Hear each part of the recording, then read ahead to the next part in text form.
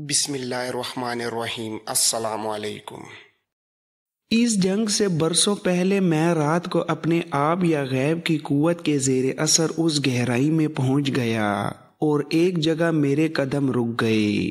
مجھے ایک قبر نظر آئی جس کے ارد گرد پتھروں کی 2 ہاتھ اونچی دیوار تھی۔ میں نے آزمانے کے لیے قدم کسی اور سمت کو اٹھائے، لیکن میں قبر کی طرف گھوم گیا اور پتھروں کی دیوار میں اندر جانے کو جو راستہ بنا ہوا تھا اس میں داخل ہو گیا۔ میرے ہاتھ اپنے آپ دعا کے لیے اٹھے۔ مجھے ایسے لگا جیسے وہاں چاندنی زیادہ سفید تھی۔ میرے ذہن میں اپنے آپ خیال آیا کہ خطیب مکرم نے اسی جگہ کی نشاندہی کی تھی۔ میں قبر کے پاس بیٹھ گیا اور قبر پر ہاتھ رکھ کر عرض کی کہ مجھ غلام کے لیے کیا حکم ہے۔ مجھے اس کے جواب میں کوئی آواز نہ سنائی دی۔ اپنے آپ ہی خیال آیا کہ مجھے جو فیض ملے گا اسی سے ملے گا، اور میں نے رات وہیں گزار دی۔ صبح کے وقت ندی میں جا کر وضو کیا اور قبر پر نماز پڑھی۔ وہاں سے جب رخصت ہوا تو مجھ پر خمار سا طاری تھا، جیسے میں نے خزانہ پا لیا ہو۔ اس کے بعد مجھے اس قبر سے اسی طرح اشارے ملنے لگے کہ کوئی آواز نہیں سنائی دیتی تھی۔ میرے دل میں کوئی بات آئی جو میرا یقین بن جاتی تھی۔ میں نے قبر کی دیواریں اونچی کر کے اوپر گنبد بنوا دیا۔ میں دور دور تک گیا، حلب اور موصل کے علاوہ بیت المقدس تک گیا۔ اب کچھ عرصے سے مجھے اس مزار سے جو اشارے مل رہے تھے وہ اچھے نہیں تھے۔ یہ جس برگزیدہ انسان کا مزار ہے اس کی روح تڑپتی محسوس ہوتی تھی۔ قبر پر میں نے سبز چادر ڈالی تھی۔ ایک رات چادر پھڑپھڑائی۔ میں ڈر گیا اور میں نے چادر پر ہاتھ پھیر کر کہا، مرشد میرے لیے کیا حکم ہے؟ مزار کے اندر سے مجھے آواز سنائی دی، تو دیکھ نہیں رہا کہ مسلمان شراب پی رہے ہیں؟ اس سے پہلے میں نے آواز کبھی نہیں سنی تھی۔ اس نے مجھے کہا کہ میں مسلمانوں کو شراب کی تباہ کاریوں سے خبردار کروں۔ میں نے حکم کی تعمیل کی، لیکن شراب پینے والے امراء اور حاکم تھے جن کے کانوں تک میری آواز نہ پہنچ سکی۔ پھر ایک رات قبر کی چادر نے پھڑپھڑا کر مجھے بتایا کہ مصر سے آئی فوج مسلمانوں کی آبادیوں میں مسلمانوں کے ساتھ وہی سلوک کر رہی ہے جو صلیبی فوج کیا کرتی ہے۔ اس وقت سلطان صلاح الدین ایوبی کی فوج دمشق میں تھی اور دمشق سے حلب تک اور وہاں سے رملہ تک جگہ جگہ موجود تھی۔ اس فوج کے کمانداروں نے جس مسلمان گھرانے میں کوئی قیمتی چیز اور رقم دیکھی اٹھا لے گئے۔ انہوں نے پردہ نشین خواتین پر دست درازیاں کیں۔ ان کی دیکھا دیکھی سپاہیوں نے بھی لوٹ مار اور آبروریزی شروع کر دی۔ یہاں تک پتہ چلا کہ سالاروں اور کمانداروں نے مسلمان لڑکیاں اغوا کر کے اپنے خیموں میں رکھی ہوئی ہیں۔ مزار سے مجھے حکم ملتا تھا کہ میں سلطان ایوبی کے پاس جاؤں اور اسے بتاؤں کہ یہ فوج خلافت بغداد کی ہے، مصر کے فرعونوں کی نہیں۔ اگر فوج نے یہ گناہ جاری رکھے تو اس کا حشر فرعون موسیٰ جیسا ہوگا۔ اس وقت سلطان ایوبی حلب کے قریب خیمہ زن تھا۔ میں اتنی لمبی مسافت طے کر کے اسے ملنے گیا تو اس کے محافظوں نے مجھ سے پوچھا کہ تم سلطان سے کیوں ملنا چاہتے ہو؟ تو میں نے بتایا کہ میں رملہ سے آیا ہوں اور ایک پیغام لایا ہوں۔ انہوں نے پوچھا کہ پیغام کس کی طرف سے ہے؟ میں نے بتایا کہ جس نے پیغام دیا ہے وہ زندہ نہیں۔ محافظوں نے کہا لگایا اور ان کے کماندار نے بلند آواز سے کہا کہ آؤ تمہیں ایک پاگل دکھاؤں۔ کہتا ہے قبر سے سلطان ایوبی کے لیے پیغام لایا ہوں۔ ایک نے کہا کہ یہ شیخ سنان کا بھیجا ہوا فدائی ہے، سلطان کو قتل کرنے آیا ہے، اسے پکڑ لو۔ کسی نے کہا کہ صلیبیوں کا جاسوس ہے، اسے قتل کر دو۔ میں نے گرفتاری سے بچنے کے لیے یہ ظاہر کیا کہ میں پاگل ہوں۔ میں وہاں سے بھاگ آیا۔ میں نے اپنی آنکھوں سے دیکھا کہ سلطان کے محافظوں کے ایک خیمے میں 2 لڑکیاں بیٹھی ہوئی تھیں۔ ایک سپاہی نے کہا، ہم نے اپنی فوج کے ساتھ کوئی عورت نہیں دیکھی۔ سیاہ ریش نے کہا، کیا تم اس وقت سے فوج کے ساتھ ہو جب یہ دمشق گئی تھی؟ سپاہی نے جواب دیا، ہم سب پہلی بار ادھر آئے ہیں، ہم فوج میں اتنے پرانے نہیں ہیں۔ میں پرانی فوج کی بات کر رہا ہوں۔ اس فوج کے کمانداروں اور سپاہیوں کو سزا مل چکی ہے۔ تم نئے تھے، تم نے ابھی کوئی گناہ نہیں کیا تھا، اسی لیے تم زندہ سلامت واپس آ گئے ہو۔ جنہوں نے مسلمان ہوتے ہوئے مسلمانوں کے گھر لوٹے تھے اور پردہ دار خواتین پر دست درازی کی تھی، وہ مارے گئے ہیں جو زیادہ گنہگار تھے۔ ان میں سے کسی کی ٹانگیں کٹیں اور کسی کے بازو۔ وہ زندہ تھے تو گدھ ان کی آنکھیں نکال رہے تھے، اور جو ان سے بھی زیادہ گنہگار تھے وہ صلیبیوں کی قید میں چلے گئے ہیں، جو ان کے لیے جہنم سے کم نہیں ہوگی۔ ان کے لیے کبھی ختم نہ ہونے والی اذیتیں ہیں۔ وہ بھوکے پیاسے تڑپتے رہیں گے مگر مریں گے نہیں۔ مرنے کی دعائیں بھی مانگیں گے پر ان کی دعائیں قبول نہیں ہوں گی۔ ایک سپاہی نے پوچھا، کیا ہماری شکست کی وجہ یہی ہے؟ مجھے 2 سال پہلے اشارہ مل گیا تھا کہ یہ فوج تباہ ہوگی اور یہ فوج کفار کو موقع دے گی کہ وہ اسلام کی تذلیل کریں۔ اب یہ فوج اللہ کی درگاہ سے دھتکاری گئی ہے۔ کسی نے پوچھا، آپ کہاں جا رہے ہیں؟ میں تمہاری طرح اللہ کے قہر سے جو صلیبی فوج کی صورت میں نازل ہوا ہے بھاگ کر آیا ہوں۔ صلیبی فوج طوفان کی طرح آئی، تمہاری فوج اسے روک نہ سکی۔ اگر صرف میری اپنی جان ہوتی تو میں اپنے مرشد کے مزار پر جان قربان کر دیتا، لیکن اپنی جوان بیٹیوں کی آبرو کو میں قربان نہیں کر سکتا تھا۔ صلیبی 2 چیزوں کو نہیں چھوڑتے، رقم اور خوبصورت مستورات۔ مجھے مزار سے حکم ملا کہ اپنی بیٹیوں کو ساتھ لو اور مصر کی طرف نکل جاؤ۔ میں نے عرض کی کہ کیا میں زندہ پہنچ سکوں گا؟ تو مزار سے آواز آئی کہ تم نے ہماری جو خدمت کی ہے اس کے عوض تم خیریت سے قاہرہ پہنچ جاؤ گے، لیکن وہاں خاموش نہ بیٹھنا۔ ہر کسی کو بتانا کہ گناہ کرو گے تو تمہیں ایسی ہی سزا ملے گی جیسی تمہاری فوج نے بھگتی ہے۔ مجھے مزار نے بہت کچھ بتایا ہے جو میں مصر چل کر بتاؤں گا۔ تم ایک دوسرے کو دیکھو، تمہارے چہرے لاشوں جیسے ہو گئے ہیں، تمہارے جسموں میں جان نہیں رہی۔ مجھے دیکھو، میں اپنی بیٹیوں کے ساتھ پیدل آ رہا ہوں، میرے پاس کچھ کھانے کے لیے بھی نہیں اور نہ کچھ پینے کے لیے ہے۔ ایک سپاہی نے پوچھا، کیا آپ ہمیں مصر تک اپنی طرح لے جا سکتے ہیں؟ اگر تم یہ وعدہ کرو کہ دلوں سے گناہ کا خیال نکال دو گے، اور یہ وعدہ بھی کرو کہ میں جس مقصد کے لیے مصر جا رہا ہوں اس میں میرا ساتھ دو گے۔ ہم سچے دل سے وعدہ کرتے ہیں۔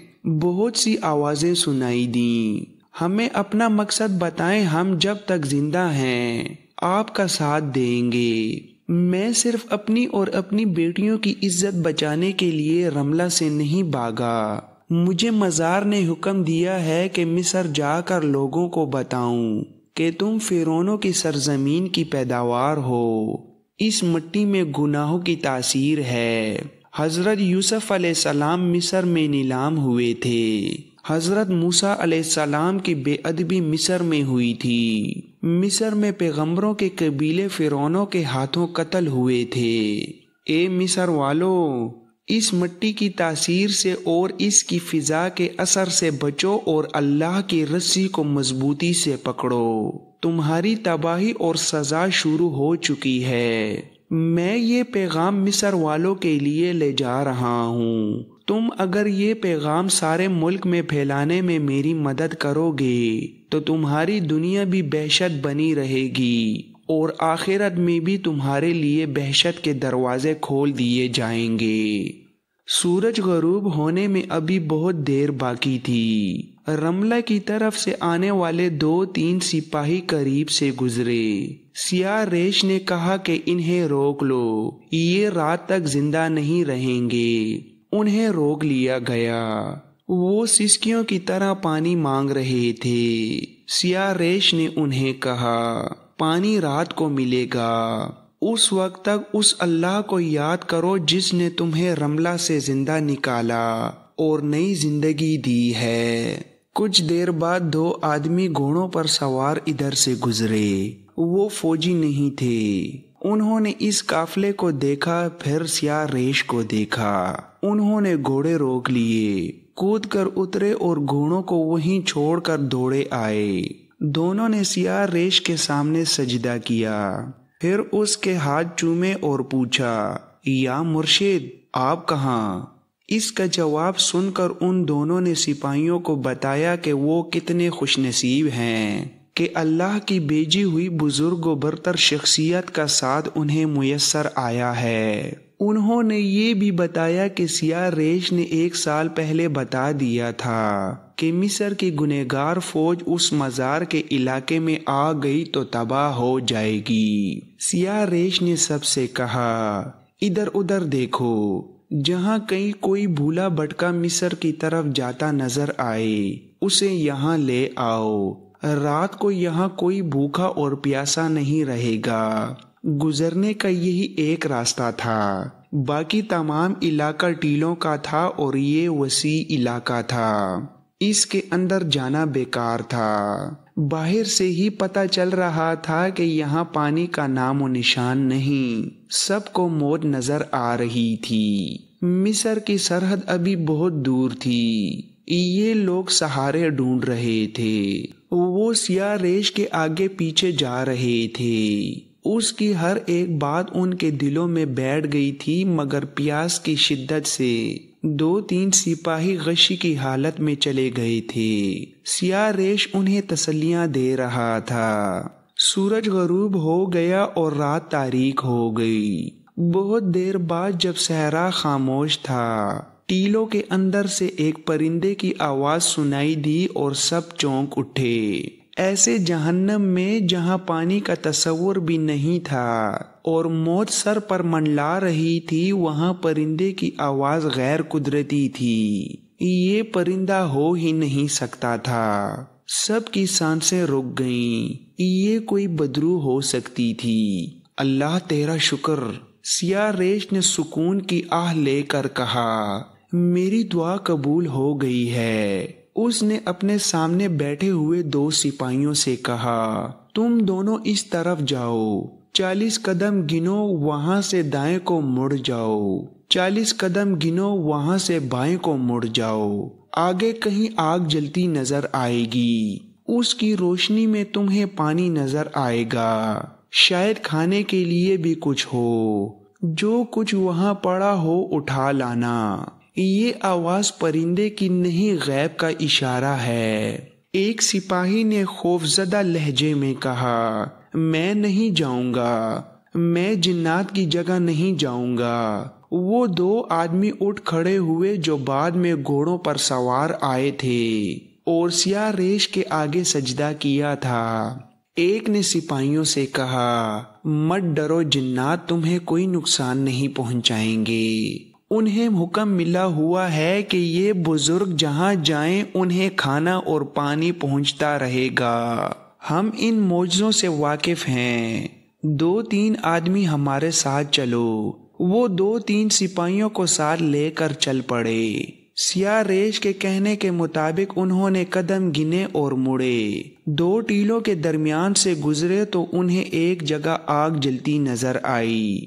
سب کلمہ طیبہ کا ورد کرتے آگے بڑھے۔ آگ کی روشنی میں پانی سے بھرے ہوئے 4-5 مشکیزیں پڑے تھے اور کپڑے کے ایک تھیلے میں کھجوریں بھری ہوئی تھیں۔ انہوں نے مشکیزیں اور تھیلا اٹھایا اور سیاہ ریش کے آگے یہ سامان لے جا کر رکھا۔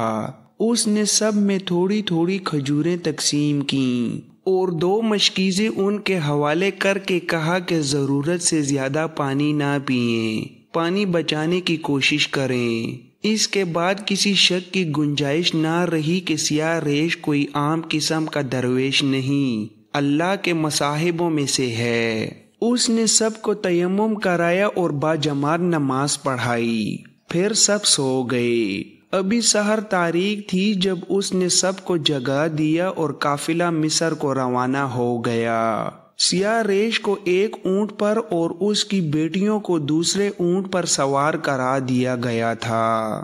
راستے میں انہیں 3-4 سپاہی ملے جو مصر کو جا رہے تھے۔ سیاہ ریش نے انہیں پانی پلایا، کھجوریں کھلائیں اور 2 شتر سواروں کے پیچھے انہیں سوار کرا دیا۔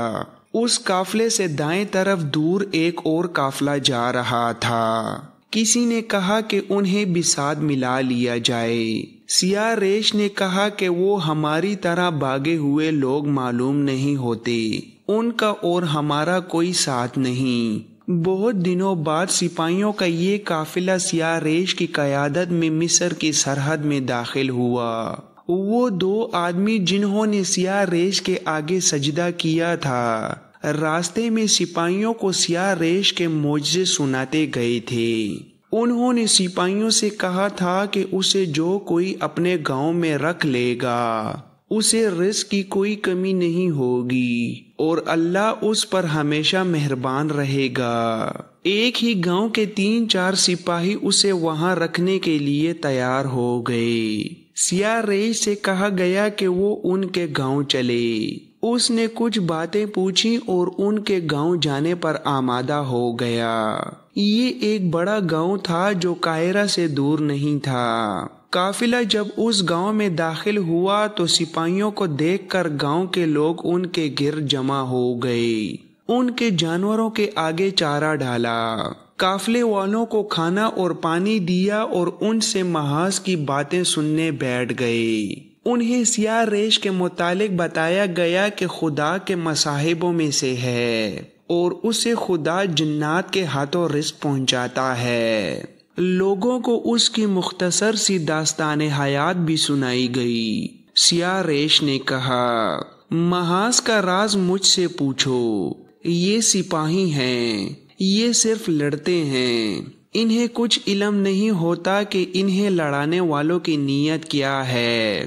ان چند ایک سپاہیوں نے جنہیں میں صحرا کی آگ سے زندہ نکال لایا ہوں، اس فوج کے گناہوں کی سزا بھگتی ہے جو ان سے بہت پہلے ملک شام کو گئی تھی۔ اس فوج نے ہر میدان میں فتح حاصل کی، وہاں کی وادیاں اور وہاں کے صحرا سلطان ایوبی زندہ باد کے نعروں سے گونجتے لرزتے رہے۔ اس فوج نے ہر جگہ زر و جواہرات اور عورتیں دیکھیں، وہاں کی عورتیں مصر کی عورتوں سے زیادہ خوبصورت ہیں۔ فتح کے نشے نے اس فوج میں فرعونیت پیدا کر دی، دماغوں میں صرف مال غنیمت رہ گیا۔ پھر اس فوج کے سالاروں، کمانداروں اور سپاہیوں نے قوم کی عزت اور غیرت کو خیر بات کہا اور مسلمانوں کے گھروں میں بھی لوٹ مار شروع کر دی۔